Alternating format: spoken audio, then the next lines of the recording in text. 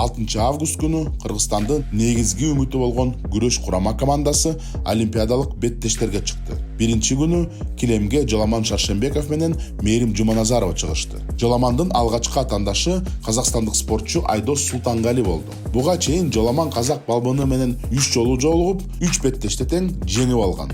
Акыркы кармашта Жоламан Айдосту 7-0 эсебинде утуп алган. Бирок Олимпиадада оңой күрөш болгон жок. Жоламан кармаштын башында 1-3 эсебинде утула баштады.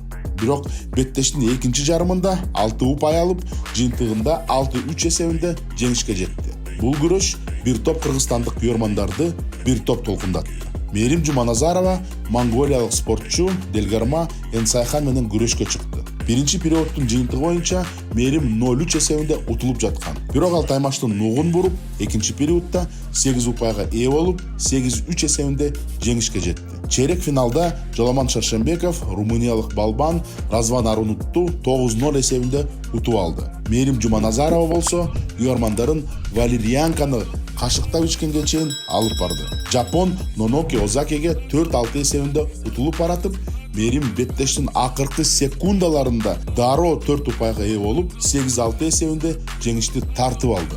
Жарым финалда Жоламан Шаршембеков өтө кооптуу жапон балбаны дүйнөлүк чемпион Кеничиро Фумита менен беттешти. Күрөштүн ортосунда Фумита Жоламанга карата 4 упайдык прогиб ыкмасын колдонуп алдыга чыкты. Калган убакытта Жоламан арстандай күрөшүп 3 упайга ээ болду. 1 упай жетпей калып, Жоламан утулуп калды.